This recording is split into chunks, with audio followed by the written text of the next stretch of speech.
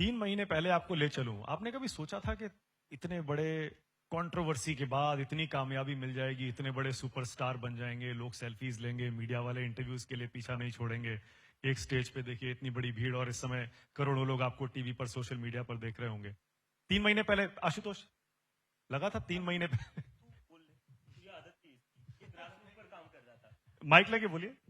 इसको आदत होगी बिकॉज ये ग्रासरूट पर काम कर रहा था 1.5-2 साल से राजस्थान में। ये पेपर लीक पर ही काम कर रहा था, आई थिंक पेपर लीक और वो डोल का बाढ़ जो था।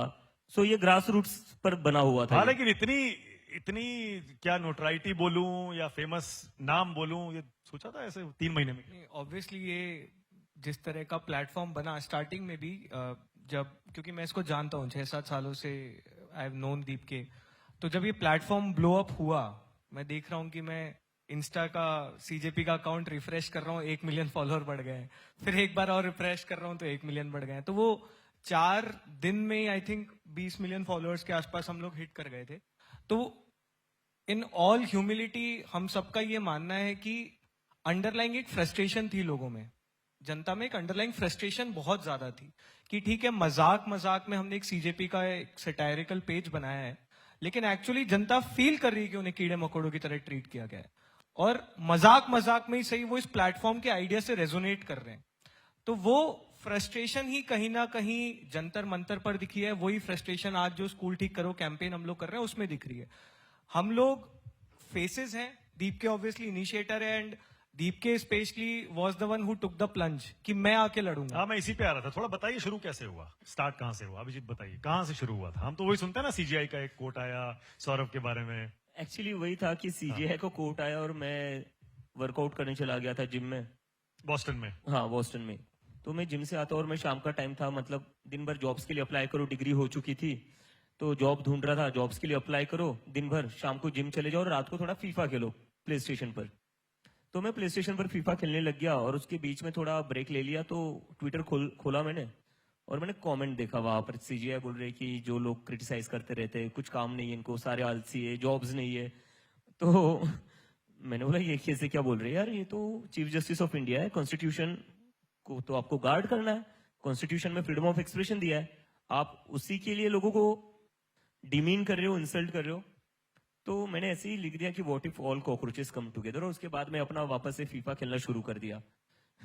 तो 2-3 घंटे बाद मैंने वापस से मोबाइल देखा तो मैंने देखा उस पर काफी सारे कमेंट्स आ गए, और तब वहां पर आई थिंक यूएस में रात के 10-11 बज रहे थे। तो मैंने देखा कि बहुत सारे कमेंट्स आ गए कि कुछ तो करना चाहिए, अपना खुद का कुछ लॉन्च करते, पार्टी लॉन्च करते, कोई ऑर्गेनाइजेशन लॉन्च करते। तो नींद तो आती नहीं है हम लोगों को, हम लोग लेट ही सोते सारे। तो मैंने सोचा कुछ करते, कॉकरोच जनता पार्टी नाम का ना कुछ खुराफात करते। तो ऐसे ही मजाक मजाक में मैंने डाल दिया कि we are launching cockroach Janata party. इस पार्टी में आपको अगर शामिल होना है तो 4 क्राइटेरियाज है। You have to be lazy, you have to be unemployed, chronically online, और आपको प्रोफेशनली रैंट करते आना चाहिए।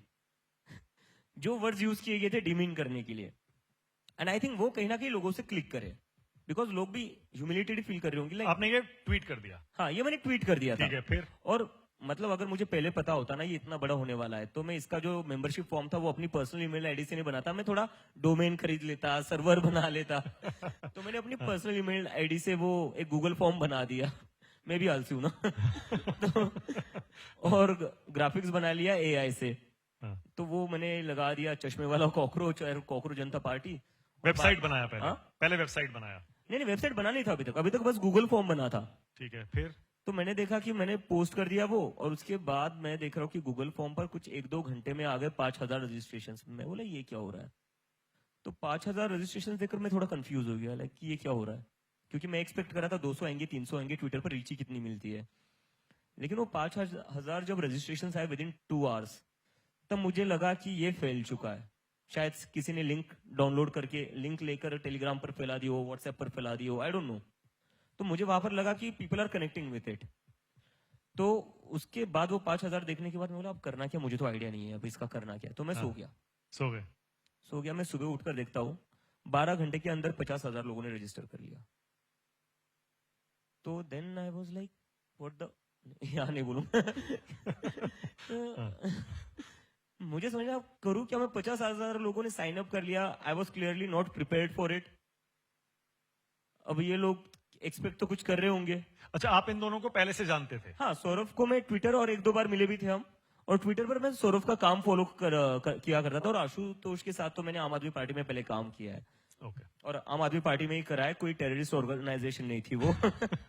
इनफैक्ट जो ये कमेंट आया था उससे एक हफ्ते पहले हमारी बात हुई थी, तो दीपके ने बोला था भाई यूएस में जॉब वॉब देख रहा हूँ, क्या करना है, हाँ। कैसे लगती है जॉब। तो मैंने बोला मेरे को पता होता तो मैं यूएस जाता ना, मैं लंदन नहीं जाता।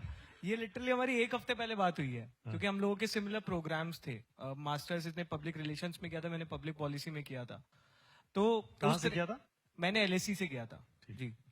तो हम लोग पहले से एक दूसरे को जानते थे, और ही इज समवन जो हमेशा से कॉम्स में बहुत स्ट्रांग रहा है, ट्विटर पे स्पेशली क्या लिखना है, कैसे लिखना है, किस तरह से आर्टिकुलेट करना है। तो हम लोग हमेशा से टच में थे, और फिर ये चीज हुई, इसने ये कर दिया, और मैंने इसको टेक्स्ट किया भाई ये क्या चल रहा है ये, तो मतलब 10 मिलियन 20 मिलियन 25 मिलियन फॉलोअर्स हो जा रहे हैं।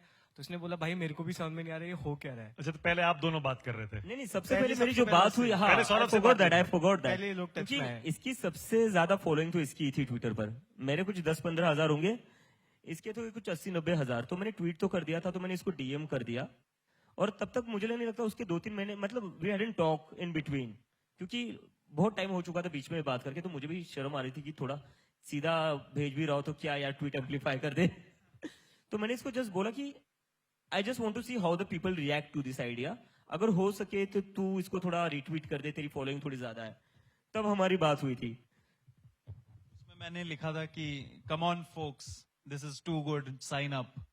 तो फिर मुझे याद है 24 घंटे हुए होंगे वो लिंक के online, and it blew up. And उसके बाद मुझे दीपके का कॉल आया था कि यार ये तो बहुत ज्यादा बड़ा हो गया, इतना तो एक्सपेक्ट ही नहीं किया था, अब क्या करें। मैं बोला टेक अ चिल पिल, देखते हैं क्या होता है, यूथ सेंट्रिक इश्यूज उठाते रहना उसमें। इसमें बोला था कि एक आरटीआई का वर्कशॉप कर दो, क्योंकि मैं आरटीआई वगैरह बहुत फाइल करता था, एंड ही वाज अवेयर। तो बोला कि एक आरटीआई वर्कशॉप प्लान कर सकते हैं। मैं बोला वो भी कर सकते हैं। हाँ। अच्छा, फिर उसके बाद मेरे वेबसाइट दिमाग में तो बनाई? ये था ना कि अब लोगों ने तो साइन अप कर लिया है, लेकिन मैं क्लूलेस बैठा हूँ कि करना क्या है। क्योंकि मैं तो एक्सपेक्ट ही नहीं कर रहा था, मैं तो सोच रहा था मैं थोड़ा पॉलिटिकल सटायर कर रहा हूँ, उसके बाद मैं अपनी बॉस्टन वाली लाइफ में खुश हूँ, दोस्तों से मिलूंगा, बाहर जाऊंगा, पीएस खेलूंगा अपना। लेकिन अब ये हो गया, then I was really clueless. लेकिन जैसे जैसे फॉलोइंग बढ़ती गई, फिर लगा कि नहीं यार इसको कुछ करना तो चाहिए। तो तब तक मैं सोच रहा था इसको वर्चुअली रखते हैं, और विद इन 4 days बीजेपी को ओवरटेक कर लिया। That is when I knew. Instagram पे? इंस्टाग्राम पर, ये तो पहले वेबसाइट बनाया? सॉरी, वेबसाइट बन गई। हाँ। फिर 50,000 फॉलोअर्स के बाद हमने वेबसाइट, सॉरी मेंबर्स के बाद में हमने वेबसाइट बना दी।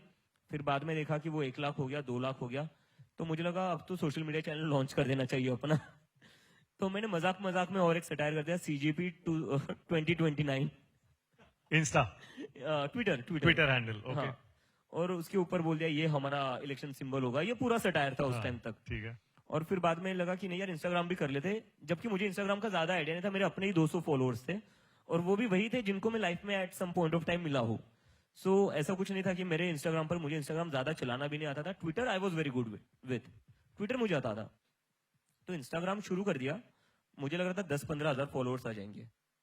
मैं देख रहा हूँ 10-15 हजार फॉलोअर्स तो स्टार्टिंग में ही आ गए आधे घंटे में, and that number is just increasing by 10 times every passing minute.